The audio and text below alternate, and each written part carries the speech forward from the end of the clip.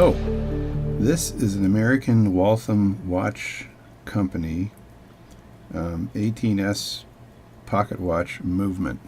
So, I have the rest of this movement kind of in pieces here. So, the case, I've got the face on here, Waltham, so it's actually in pretty good condition, right? The problem with this movement was that, first of all,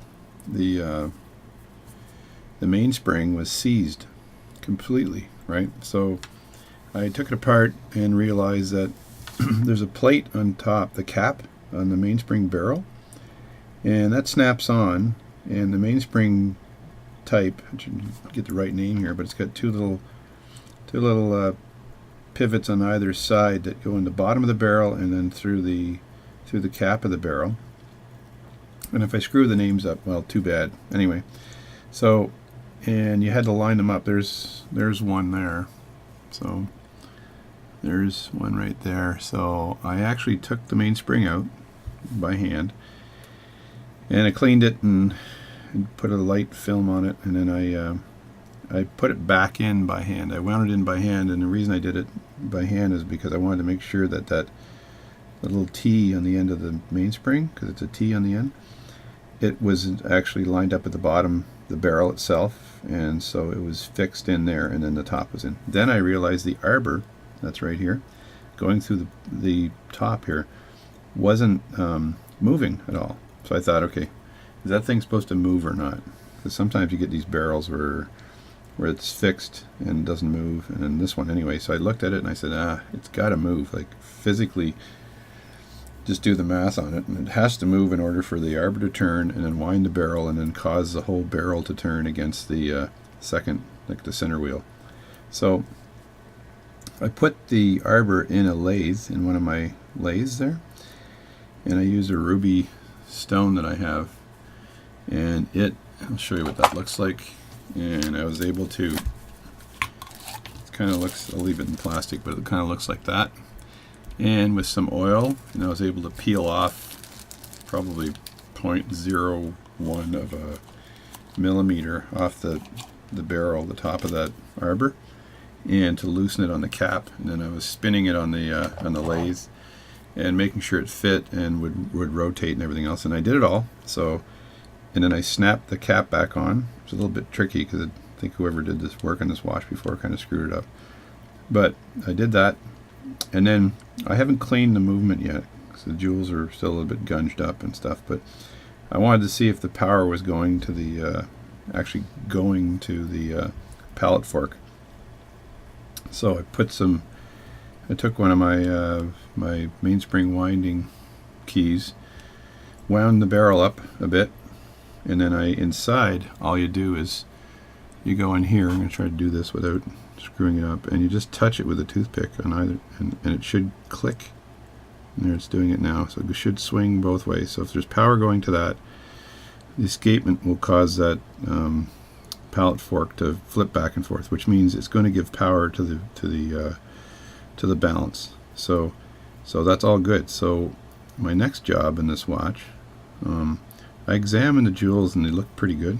It didn't seem to be a problem, but when I clean it, I'm going to have a closer look. So there was power coming from the mainspring right through to the center wheel, like 1, 2, 3rd, 4th, the escapement, and then to the pallet fork here, and then bang, bang, back and forth. So these are banking pin adjustments. So what I do, and of course I had taken off I'm trying to look and do this at the same time. I'd actually taken off the balance before, the balance cock. Here's the balance cock here. So I had taken off the balance with the hairspring and jewel and all that wonderful stuff, and then which would go right in here to reinstall it. And the balance itself, I marked the balance with a little red mark, and that's where the stud for the hairspring was there. And the reason why I did that, so I've got a relatively good idea where that needs to go in alignment with the balance cock and in alignment with the actual pallet fork. So when this thing is at rest, so it's sitting like that, is at rest, the stud goes in this little hole here, right, and then the spring goes around and it's affixed to the balance itself. And I just made a red mark there, so I've got relative position, but the actual jewel has got to be lined up with the pallet fork here, and then with the banking pins, so you can just align 1, 2, 3, and the jewel should be there. So logically, you'd think, and I'm going to look at the actual pallet fork, because the angle of the pallet fork makes a difference. You'd logically think the jewel would be like that, and therefore the mark would be here, and therefore the stud would be here, and all that wonderful stuff. But if you have a look, it actually has to line up with the open mouth of the pallet fork, right? So if I look at this, I know I don't want to do anything bad here, because I know that old hippie will cringe if I do anything like drop something or something like that, because I did that in my last video and I got some thumbs down on my handling. But I was, like I said, I had partied the night before, a company Christmas party, and I was still pretty wired or something, right? So I look at the opening there, and yeah, it's basically lined up completely with the banking pins where the pallet fork pivot is, and then the opening of the mouth of the pallet fork. So therefore the jewel should be here, so that the arm of the balance should be this way, like this, and then I'll adjust the spring to make sure it's completely on line there. So that's the first thing I got to do. So the next thing, so on the balance here, that's the balance there, and I had actually made a brand new balance staff. So here's the old balance staff, and I'll just see if I can get a zoom up on this thing here somehow. That's the old balance staff for the watch, right? This isn't zooming properly, but whatever. So that's the old balance staff, and it is basically the pivots on the end were shot on this thing. It won't zoom for me. Anyway, the pivots were shot on this thing, so I had to make a new one. So with my lathe, and this is the second one I've ever made, so I very carefully cut this balance staff here, which you also can't see with the video. Let's just see if I can, come on, focus, give me a close-up, like in the old Bugs Bunny movies. The guy said, give me a close-up, this is a close-up. Anyway, if anybody remembers that. So that's it there.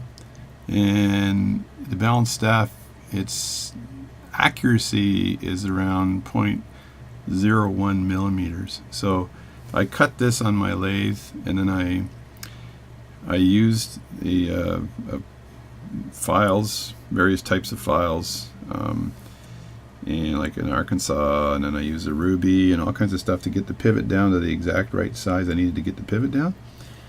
And I have a ruler that's got all the jewels in it and the sizes, and I use that ruler to fit the right pivot size. So I just, on the lathe, just keep putting that pivot into the ruler.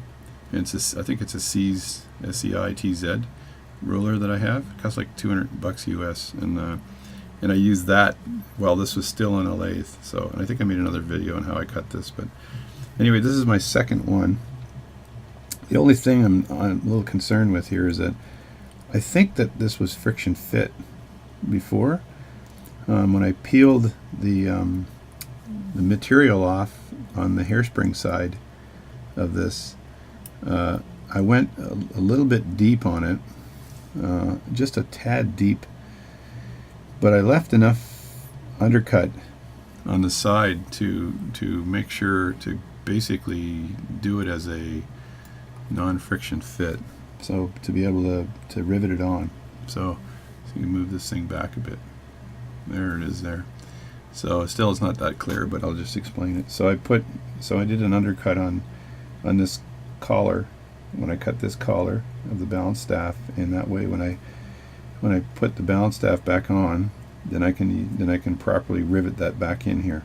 So once I've done that job, the next thing I've got to do without the hairspring on is make sure that the pivots on both sides of this balance staff are the right size, right? So what I'll do, I have a J-Cot tool, so what I'll do is I'll use my J-Cot tool to trim them down to the right size, and then fit that onto the movement, and make sure that the balance just rotates perfectly. Now I'll probably put this in the movement before I shave anything off, but I know that these pivots are too long.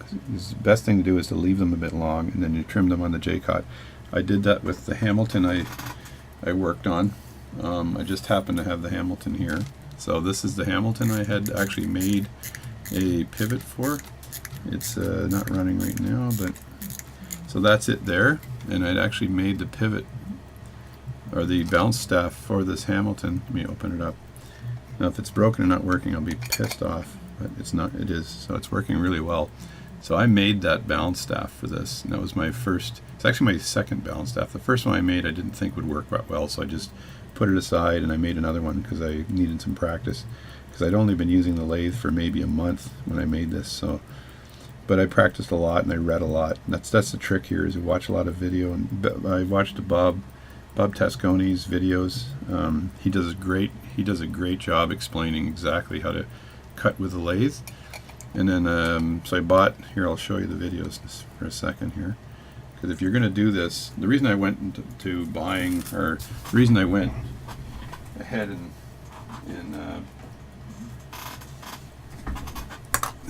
went ahead and made my own balance staff is that this Tasconi, this is John. So the other one I use is John Tope, and John Tope actually does an excellent job too. And these are the this is the DVD, so it's volume 1 DVD discs, and it's basically how to use, so it's lathe basics. So the good thing about this video is that he actually shows you how to clean your lathe as well. Let me back out a bit. So that's the one there. And then I also had the watch repair course video, which is this video here, which is actually pretty useful to go through that again, because it gives you some hints and tips on how to deal with basically disassembling and stuff like that on the lathe. And then Bob had another set of videos that I can't find, but they're actually excellent as well. And I actually talked to Bob on the phone. He called me on a Sunday to have a chat about what oil to use on a lathe and stuff like that. So he's really useful. I'm an electrical engineer by degree, and I think Bob's electrical electronics engineering guy too. So we got along pretty well. So it's a couple of nerds just interfacing. It's funny, we were able to talk with each other without looking at our shoes, which is a typical engineering thing, right? So I make sure I don't have shoes on, that way I don't look at them. Anyway, so so the first job for me to do then is to stake this balance staff onto this. I guess stake the balance staff onto the balance here. So I'm going to cut over to that and videotape that as well. That way you can see all the mistakes I'm making. Alrighty then. So the next job here to do, this moves around. I've got this camera on a little bit of a stand, so there could be some shaking going on. The next job here is to actually take this balance staff, and I like to use a piece of Rodico to move it around, that way I don't flick it with my tweezers. And you take the balance staff, and you've got to find in your staking set, right, the right size hole to put this in, because you're going to be putting that balance staff in the hole. Not sure if I'm adding any grease or anything from my fingers onto the balance staff, but for now it's fine. You're going to be putting that in, and then aligning it, and then putting the staff on top, and then riveting it down. So this is important. So I got to find the right size hole here that fits very snug, because as you tap the balance staff down, you're going to be, that's almost perfect there. So you try that one, and then you go one over, and if that one, that's too tight, you move it, you move it one over again, right? I believe that's too tight. I don't want to basically rivet it into the hole and then realize I can't move it out. So this is the one right here. And so what I typically do, because when you move this plate around here, and you have to put a centering staff in first, right, to center the staking set in the hole and align it all up. So what I do is I grab my centering here just to make sure I get the right hole, because sometimes I'll do this and I'll actually have the wrong hole. So that's the right hole there. And then you can just tighten it just a bit so it doesn't move, like that. And then you pull the part out, pull the balance staff out, and I should be able to just push down, grab the pivot end with the Rodico, put it down on my white mat. These are dollar store mats, by the way, they're great. And then I put the centering stake back in and push it down, loosen that up, push it down into the hole like that. There, so it's perfectly centered, and then I tighten that up like this. And you don't have to over tighten it. So that's the one there. So now, sometimes you can use a stump to do this, but then I gotta, again, remember what hole it is. So it's that hole there. I know I can see it's got a little bit of a, it looks like I'm looking at the Milky Way galaxy, except it's corrosion. So it's Milky Way corrosion. So make sure that I get the proper side up and everything else too. Right? So that's that there. And then you've got to put the balance on here. So I've got I'm wearing just a normal eye piece here, so there's the balance on there like that. And now I've got to stake that on, so I'm going to have a really close look at that to make sure I got enough rim on the edge to stake it down, because it's a good fit. It's semi-tight, I guess, but it's a good fit. It's definitely not, I didn't do it well enough to be friction fit, but maybe next time. If I totally screw this up, like absolutely totally screw this up, I was really smart this time.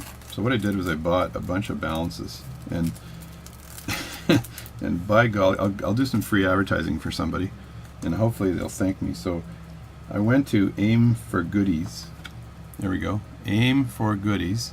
There it is there online, and I get 20% off next time. And Aim for Goodies actually, I think the lady is, I'm not sure if it's a lady or not. Let me see if it says blah, blah, blah, blah. No, so this is on Etsy, and it was established in 2013, and they sent me, I bought a bunch of balance staffs on them, and they've sent me a very nice collection. This looks like, these balance staffs looks like they were created because all of the balance screws, there's enough screws and everything else, but there's no cut, so these aren't half moon kind of arms here. They're fully connected, fully round, but they're the exact same size as this balance. So if I was totally screwed and I screwed this up somehow, I could always, and somehow you don't want to bend the balance either. So and that can be done if you tap too hard and you don't have the right fit for the to stake it on. I did that once before, and I had to actually correct the balance and put it in my caliper to straighten up the arms of the balance staff. So these fit absolutely perfect, and I looked at the hole size, and they're exactly the right size and everything. So if I got desperate, I could use one of those ones or one of these ones. These are old school, so I think these ones, they also don't seem to have a break in the ring. They do seem to be made out of two different types of metal, so for expansion. So they're not really low end, they're kind of high end, but I'm not sure where, like one of them has got two types of metal and the two others don't, and that's for temperature. So I could easily use these to do this if I get totally desperate and screw this up. So I'm willing to try. I've done it before and it worked, so we'll try it again. So I'm going to go get the right stakes, and I'll be back in a few moments. And if you're old enough, you remember the Friendly Giant. I'm up in Canada here, and we had a show called the Friendly Giant, and he'd say, well, I'll call Rusty the Rooster. And Rusty the Rooster used to be in this bag. So he's like a puppet in a bag. And the joke was, why did they fire Rusty the Rooster? I know you're wondering why. Because he was half in the bag. Half in the bag. Anyway, that's my joke. Back. And just a note here, what you can do is if you have the old balance staff, you can use that to go select the punches or the stakes you need, right? So use that because you can leave this in place, get close enough, and then try that stake out. I've selected the basically a domed stake. Now, the problem I had is that I have a pretty big staking set, but I didn't have a domed one that was completely snug around where the collet is for the hairspring to go over and to spread that rivet. So you have to have a domed one to spread the rivet, and this domed one has got two flat edges on either side. So what I'm going to do, you're supposed to do this anyways, stake, tap down, turn it, tap down, turn it, tap down, turn it, and so you can kind of evenly flatten it out, and then or spread the rivet. And then the second thing you do, I have long fingernails by the way because I play guitar, I think I've mentioned that before. Anyway, the second thing you do is you pick a flat top stake, and then after the rivet's spread, then you tap it down and that flattens everything down. So and you got to make sure that the flat rivet actually fits nicely over the part as well for staking it down. So like that. And so I measure that, make sure it fits perfectly, and away we go. So those are the two stakes, and now I'm going to tap. Alright, now it's time to tap this down. So this is the tricky part. You got to be very careful when you do this because you could screw it up. So anyway, so I've got the stake in position now. I'm going to see if I can zoom in a bit here, even more. I've got it in position. Move this over a bit so it's centered, more centered. And then what I do, I've got my hammer here. I'm still never sure which side to use. Someone can provide me with advice whether I could use the nylon side or the brass side, but I'll use the brass side because this guy's confirmed. Make sure it's tight, so you just tighten that up nicely, and you're going to tap down on it. So you just make sure that that stake is nicely in position. I noticed as I'm doing this that the oh, it's okay. I think that's okay. Turn this a little bit here. There we go. And then seems to be off from center just a bit. So I'm going to check the center on this again just to make sure it's accurate. Okay, that's perfect there. So I'll spread the rivet now. Let me zoom out just a bit so it's not so shaky. So I've got that right over top, and I just go up and down a bit to make sure it's touching the rivet. And then what I do is I will tap that, and then I'll turn it.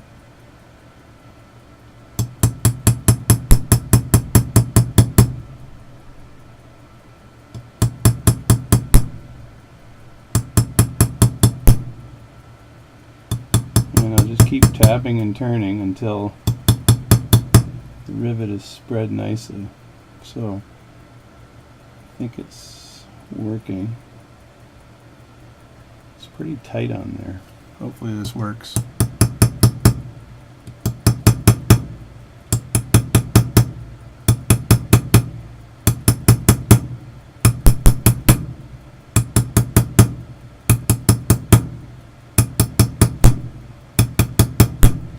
Have a look at what it's doing there. Yeah, it's starting to spread. I think I wish I would have had a and then I'm going to go in with the flat one in a second here because it's spreading nicely. I don't want to crack it.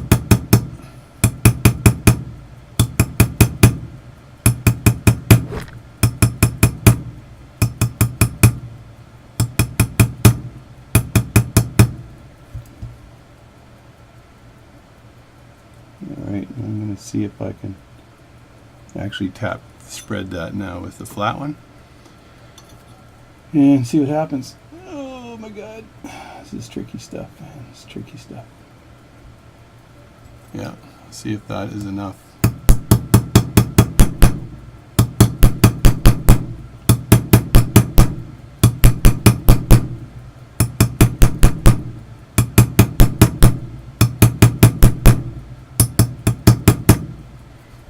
Have a look at what I got. Yeah, it's slowly going down. I probably have a little bit too much rivet material in here, so hopefully this doesn't make a difference. Alright, I'll get back when this is finished now, because this is kind of boring stuff. So, alright, that is officially riveted in place. I'm not sure if this will zoom for me. Yeah, it's zooming a little bit. Not sure why this camera doesn't zoom properly. There we go. So that's riveted in place. The last watch I did, the stake I did, my rivet was a bit better than that. I guess I got to clean my cuticles on the side here. Anyway, it was a bit better than that. This one seems to be okay. It's riveted in place, but I know my stake was. The small one was just a bit too small. The big one was a bit too big for the dome-shaped stake. So I used the big one and I turned it and had those two little flat spots on both sides. So I kept rotating it until I got it good enough, and then the flat one was fine. So there it is. So I'm going to place that into the movement.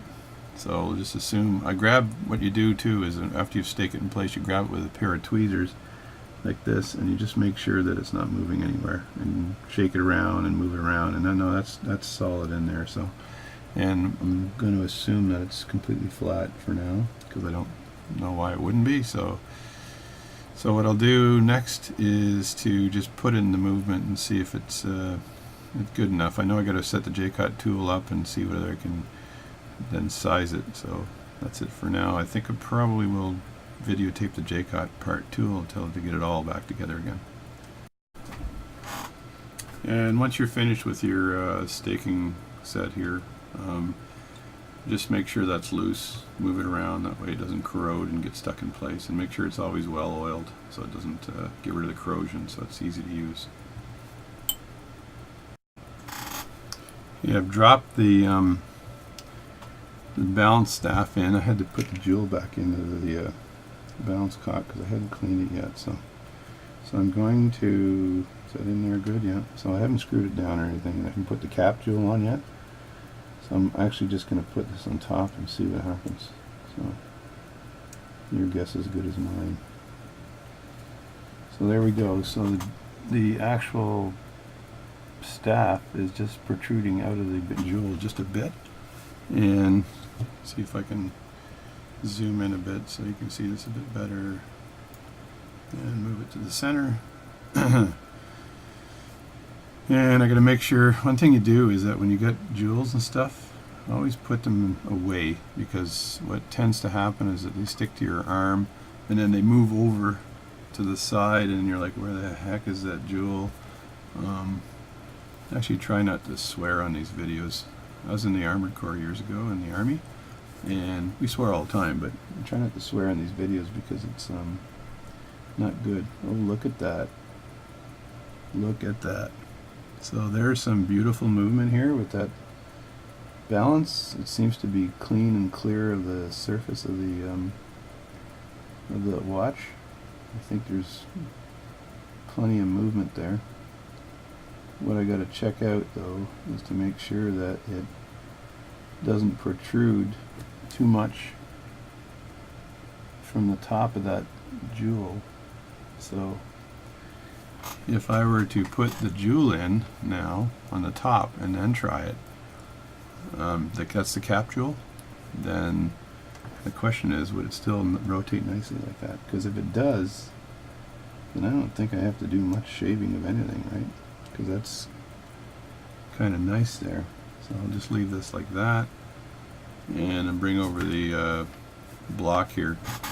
So I got another one here too that's like the monster. Dun dun dun. But we don't need that one.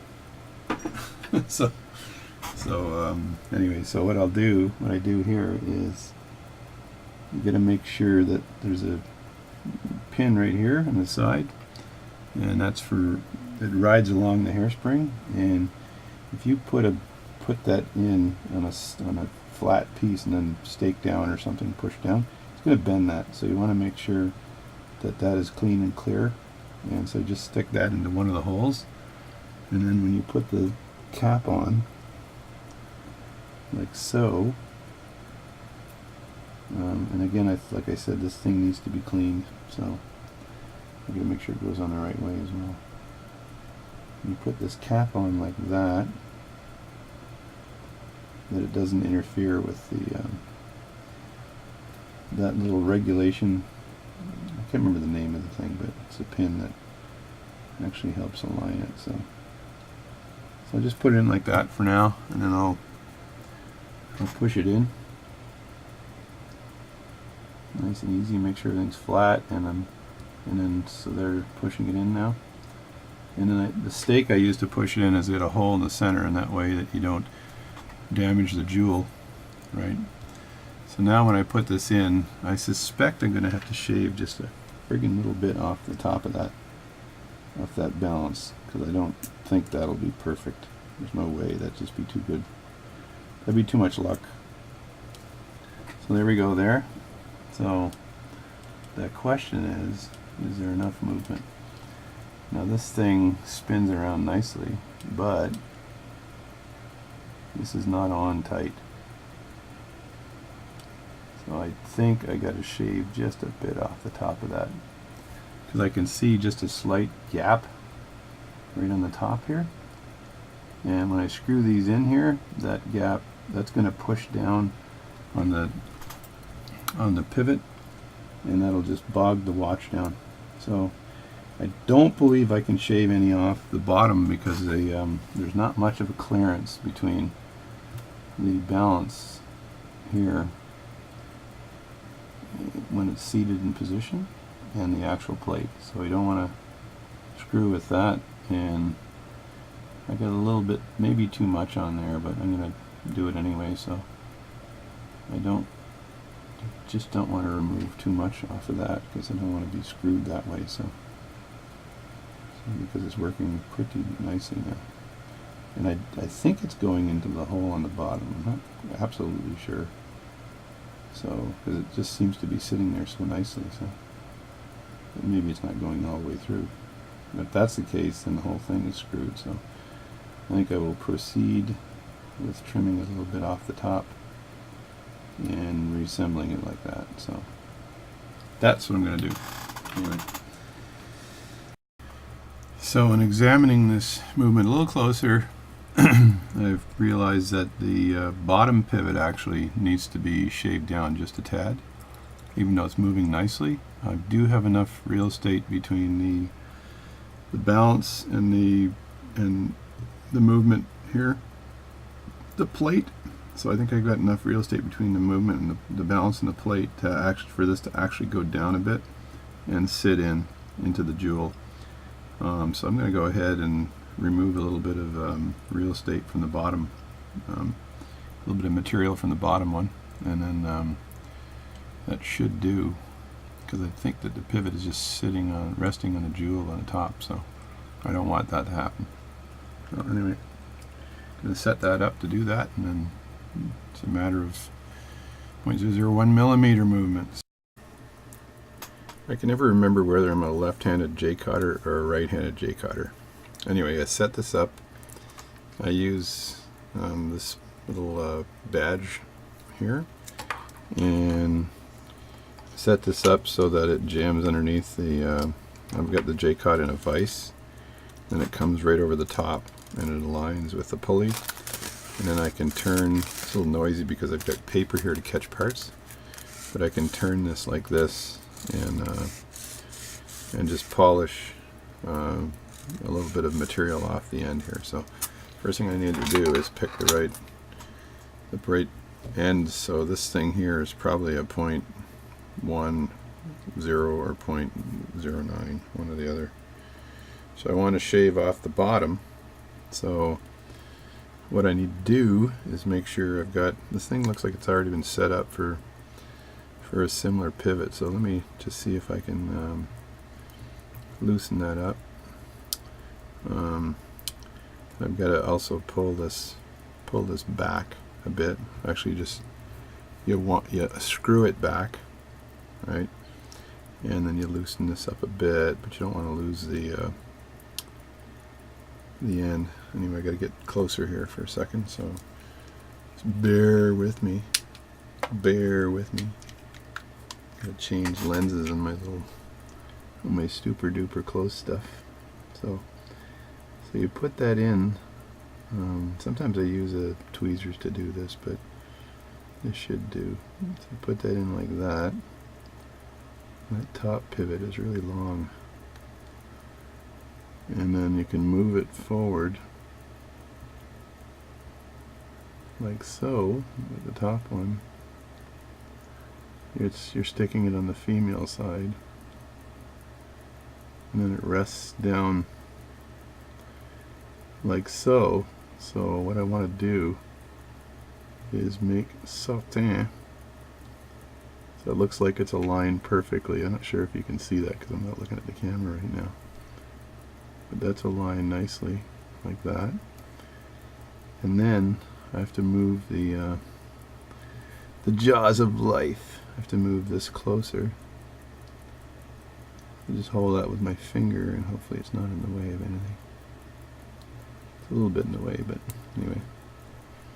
Move that in like so, and then I just have to move it down a bit to clamp onto the part for rotation purposes.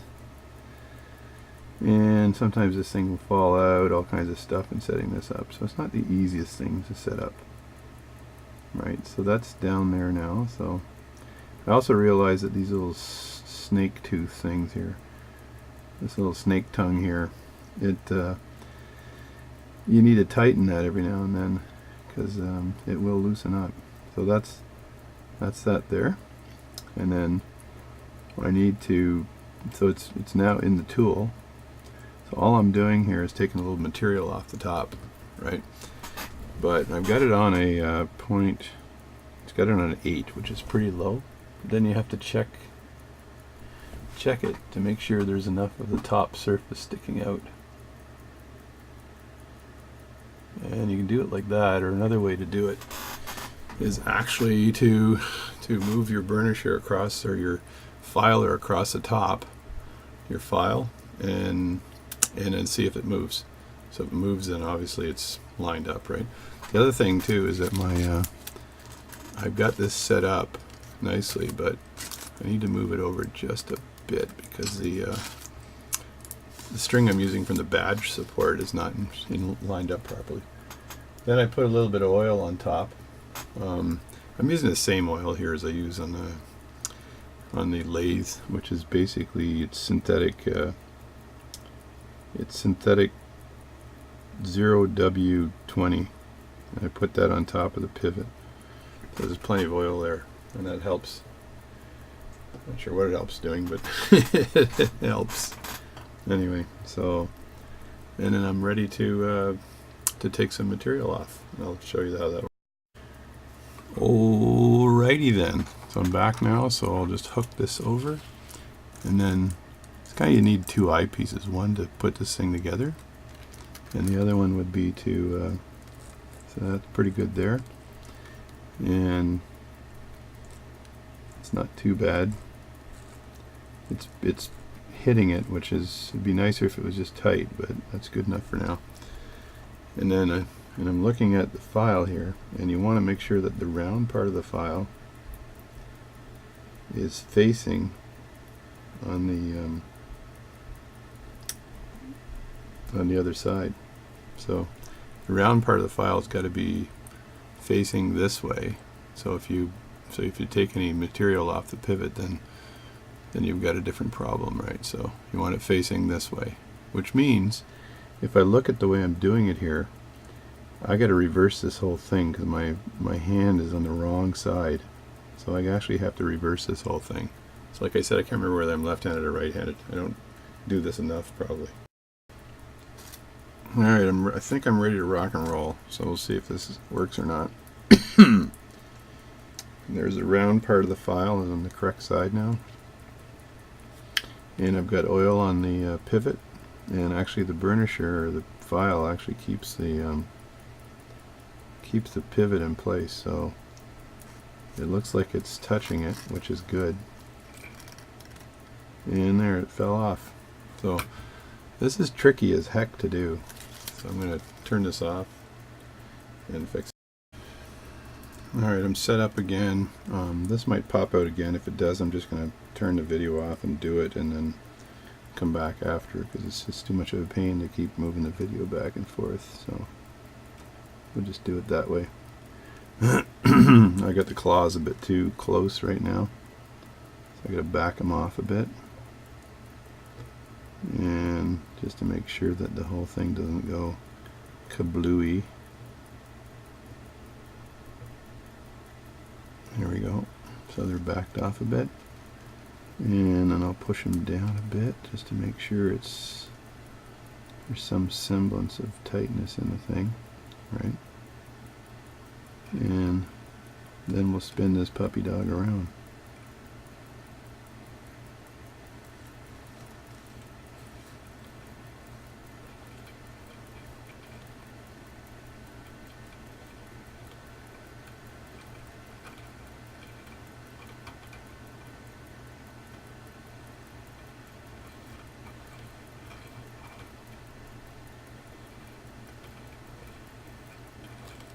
I'm going to make sure I don't take off too much material either, because this is pretty sharp,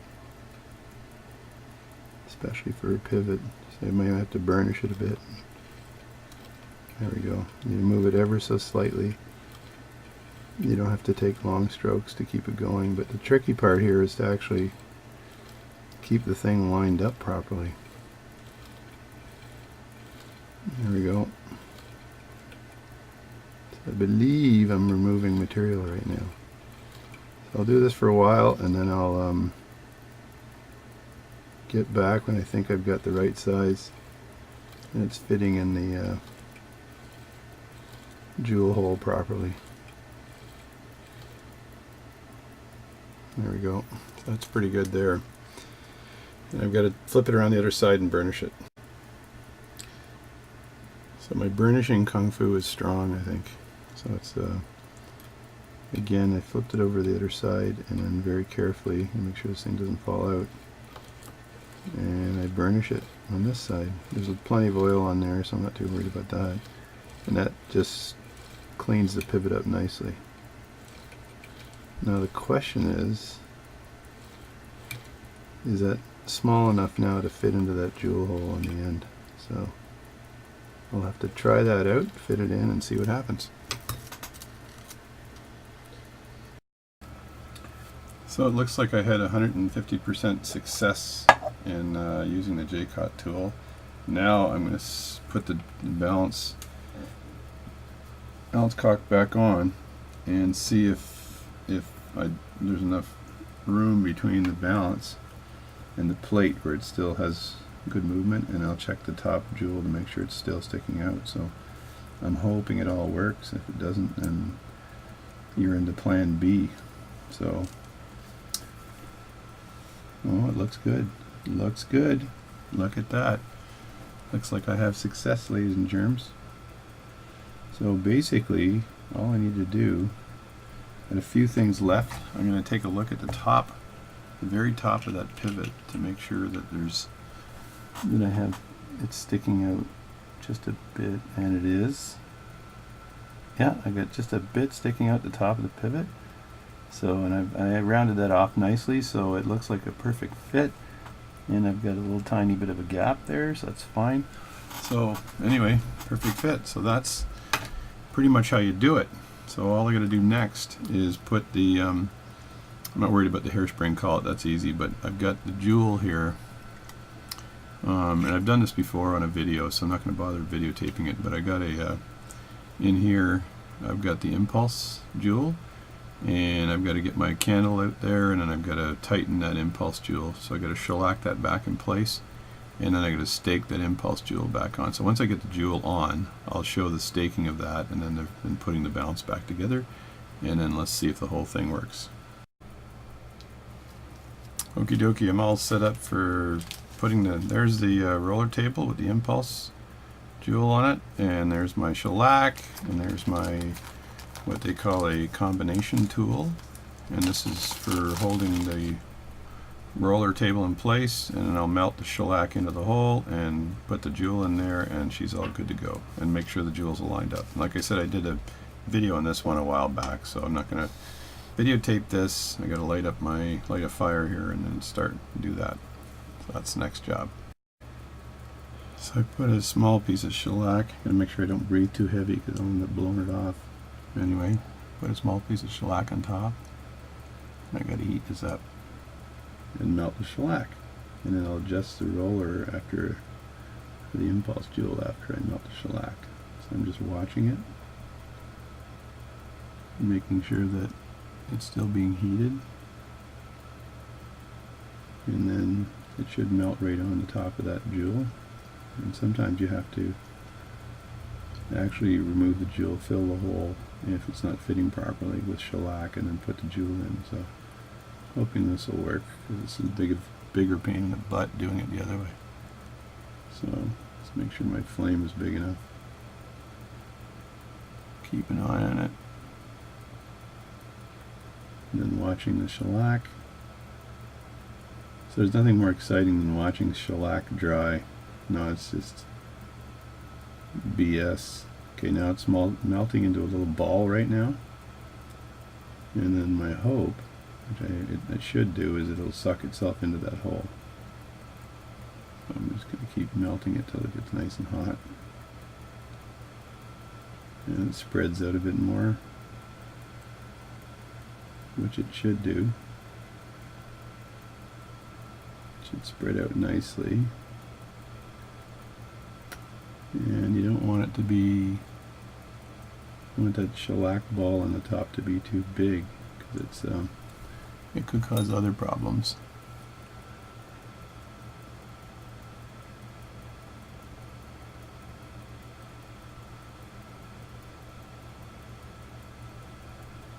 Here, just spread that around nicely with my jabby do. And then I just have to make sure that that impulse jewel is relatively straight, so I think it's sort of okay.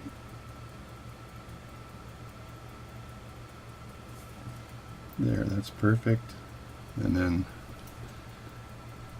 check it on the diagonal and make sure it's straight up and down. It looks pretty good. Looks like it's moved back just a bit. I think that the hole is actually cut for it, so let me just leave it the way it is, because it's not too bad right there. And with any luck, it'll work.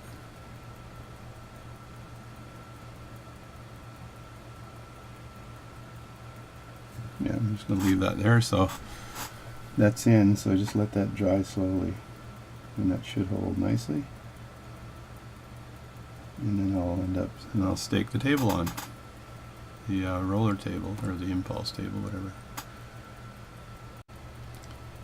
So once it dries, this tool here cools down pretty fast, so it's like touchable within a couple of minutes. So once it dries, you just have to move the just touch the jewel a bit to make sure the jewel is actually in place. So, and it is, it looks pretty good, so I'm just going to release that onto the mat. And this is called a combination tool.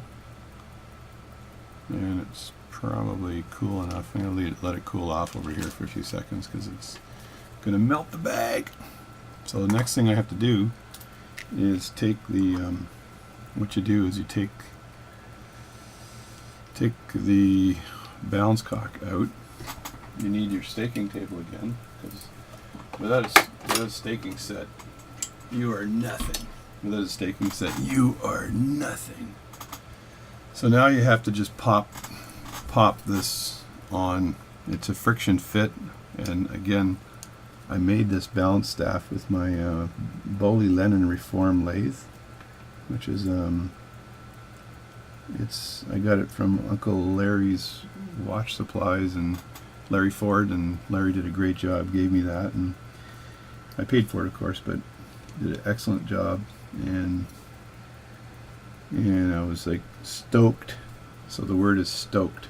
So I was stoked when I got it, and it's my second lathe from Uncle Mr. Larry, and it works super well. So I'm going to put the balance, I'm going to put the impulse jewel on the opposite side to where the mark was. So if I have a mark there, that was the hairspring here, which means the jewel's on this side, which means the jewel's on this side. So basically have to fit this into one of the holes here properly. Oh, actually I need a stump, so I can't do this with a proper stump. So I'm going to go stump hunting. I'll be right back. So because I'm the proud owner of a Reverso staking set, I can just take another stake that's the appropriate size and then push that through like that, and then I have to line that up properly, right? So I still have alignment issues here, so I just take again the alignment one and make sure that's like aligned perfectly like that, and then tighten the staking table down, and then I put this. So I'm trying to remember which side I had this, said I'd say this on. So opposite side to this, which would be on this side of the arm, like that. So I gotta make sure I don't screw up my pivots at all. So it goes on here. It's a little bit loose. I'm a little concerned with that. So I might get a smaller. Yeah, it's a little. I don't know if that's going to make a difference. Oh, there we go. So it's nice on there, nice and snug. So it just looks sideways for some reason. I don't know why, but because it is sideways. What the heck? Yeah, this is I think what it's doing is touching the collet, but it shouldn't matter too much because all you do is pop that on nicely. So let me do this. Let me line this up again. It's the opposite side of where I put the mark, so it's on this side. So what I can do is put this on like this. There we go. Like that, and then it's friction fit. So when I actually did the work on the lathe, I made sure that it went almost all the way up before the friction fitting takes place. So that's pretty well 90 degrees to the arms, and then you put this on like this. Now, one thing I should have done before I did all this was pick the right stake to go on the top. So I just need a flat stake. So punch that in, and as long as it goes over the pivot, I think you're fine. So. And you don't want to, it goes over the pivot and goes over to what you're staking, and doesn't interfere with the jewel. So this one here, when I stake that in, what'll happen is the round part of that will hit that jewel. So what you want to do is pick a stake that's got a groove in it. So I'm going to go pick that stake. So the stake's got a groove in it, as you can see right on the top. So something like that. I'm getting the right shine on there. There's the groove. So you line that up with the jewel. So on this, just try to make sure that you're not screwing this up. And then line that up. Make sure it goes on top like that. And that looks pretty good there. Now I'm going to look closer because I don't want to pound that in until I'm absolutely sure there's some real estate between the stake and the jewel. Yeah, it looks pretty good. And that does still look like it's 90 degrees. Let me have a look again. And there, I'm going to move that around just a bit. A tad, as they say. So that's 90 degrees, so that looks pretty good there. And then what I'll do is get my hammer out and very carefully tap this down. See if I can do this here.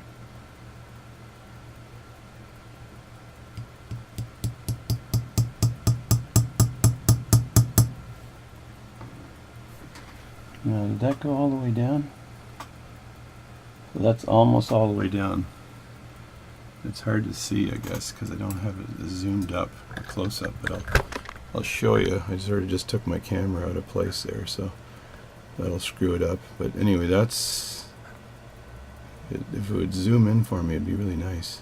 So, can that zoom in?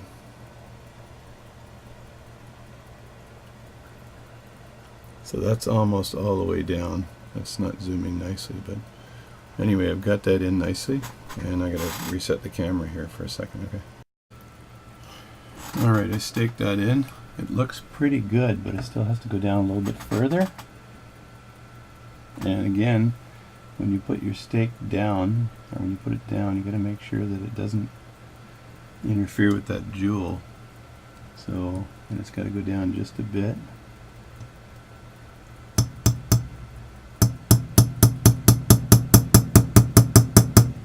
I think that is all the way in. Yep, it's perfect. So I'm going to make sure now that I've taken that, the roller table is now, with the impulse jewel, is now in place, and I'm having a heck of a time getting this thing to focus. There we go. There's a bit of a focus there. But I'll see if I can zoom in and show you. So the roller table is in place and looking good. You see you go down, up, sideways, left, right, this way, everything's opposite. So there it is there, and it is in place. I checked the bottom to make sure it's flush, and again I made this balance staff, so I was concerned, make sure it was aligned properly, but kind of made another one before and it's all to the right dimensions. So that's it right there. So that's good as gold, I think. I have to check and see if there's an app I can use that focuses this camera a bit better. But anyway, the roller table's tapped in place, so I use a reverso on the staking set here, and so now all I have to do is put in the collet, right, and line it up to make sure the banking pins and everything is completely aligned. That's the last step here. Put in the hairspring stud, and away I go. So there it is there, nicely in place. Cats and dogs living together. Problems of biblical proportion. So, and someday I'll get the zoom to work on this thing. It seems to zoom in different things, so not sure where to hold it to get it to zoom. I think there's an EOIR ball here somewhere that refuses to. There you go. So you get my friggin' fingers in there, but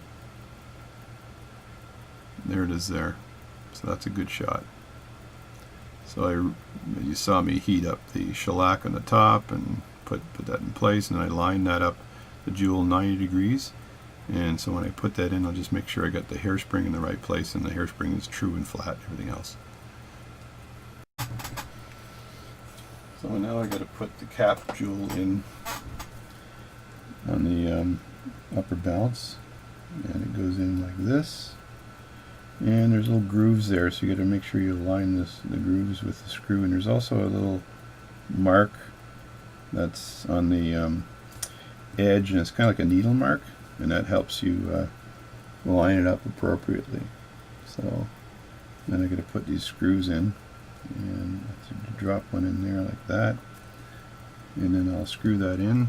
And usually I use the yellow tip screwdriver and get it nice and tight on this, because it's small and you don't want to screw it up. Screw it up, get it? Screw it up. I'm just so full of humor. So I don't want to screw this up, so just get in nice and close, and then turn that screw just to snug. That's fine. You don't want to turn it too much, because it's you actually don't need to. So I got my close-in goggles on there and my far-in goggles, and I'm going to invent something that just basically you just zooms in from a glasses perspective to whatever level you need it to zoom into. That way you don't have to keep flipping goggles. So I'm going to put this screw in there. So what you just do is, I can't remember the word Mark uses, but just kind of coax it into place. Coax is probably not the right word. Mark's from England, so those guys from England, they use the Queen's English, they call it. So I'm Canadian, so I use the leftover English, which is the English that we got after the Queen gave us back Canada. Although she's still in the books, as they say. So anyway, so that's on there now, right? And now all I have to do, I got to put the hairspring back on. So what I want to do is line it all up here to make sure I got the hairspring in the right place. That way I don't have bead error. So I'm going to do that right now. So there's probably 350 ways of lining up this spring here. So what I want to do is make sure that I know that the balance goes into the mouth right about here. It's lined up with the pallet fork, which is lined up with the banking pins. So, and this here is the impulse jewel is on this side, and it's 90 degrees to this arm here, so it's right in the center. So when my spring goes in, you want to make sure that the spring attached with the collet, right, is lined up in a loose form like that. So that's perfect there. So what you do, you kind of mark it, right, and then I got to take this apart and then push that down, and then just should be perfectly in position. So I'm just going to mark this with a red marker or a black marker or something, and then just lightly mark it here, because I got the stud in the right place. This is in the right place. This would be absolutely 90 degrees, so the hairspring would have to, the stud would line up with this point right here on the back. So I'll put a little tiny black mark on there. So now they're all lined up, so there should be zero bead error there. So that's how you do that. I think Mark had another way of doing it, but I'm not sure what it was. Anyway, this is probably good enough. Now to push the hairspring on, I just grab the stud on the end here, like so, and then I know that the jewel is on this side, and there's my black mark right there on the end. So all I need to do is line that up like this, so that's perfectly aligned there, and then hopefully this works perfectly. I'm going to put my close-ups on here, and then all I have to do is push this on. So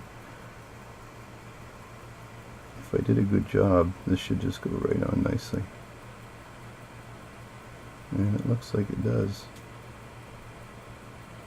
So that's the balance all together now, and so I'm just going to put that. It takes, sometimes you have to figure with it, but it takes a few seconds to get the balance onto the balance cock.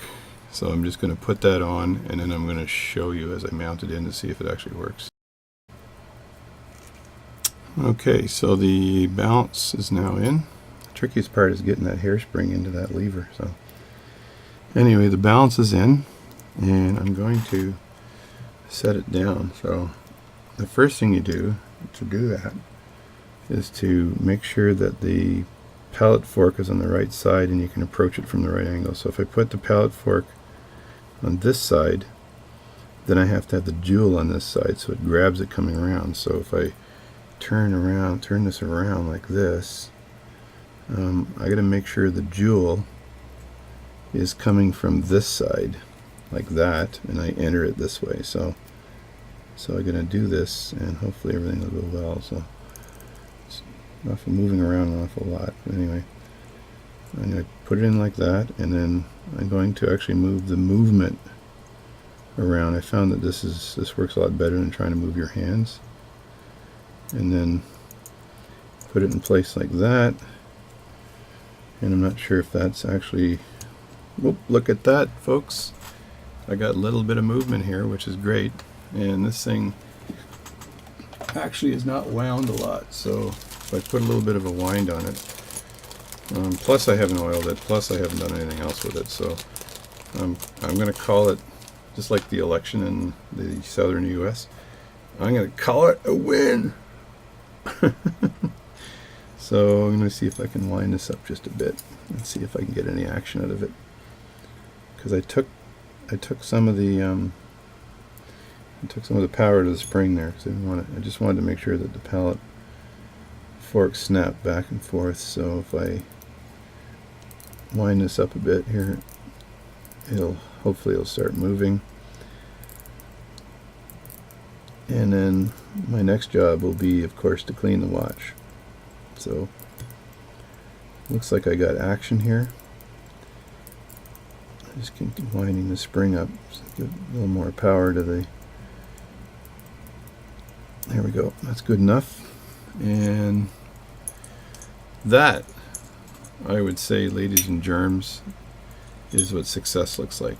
Now all I got to do is basically strip this watch down completely again and clean it and then oil it, and I'm going to get a far better amplitude on that balance when I do that, because right now nothing is cleaned. I just wanted to make sure that the balance staff I made actually worked. So that's it. So in summary, I cut the balance staff on my lathe, and I've just shown you all the way of getting the whole thing, of staking it back into place and putting on the like actually I showed you how to do the jewel again a little bit, so I put the impulse jewel back on the table and then staking that in place, and some of the challenges that went on there. But in general, I've been able to replace this balance staff without any big hiccup, and I made the staff, so all cool. So thanks a lot.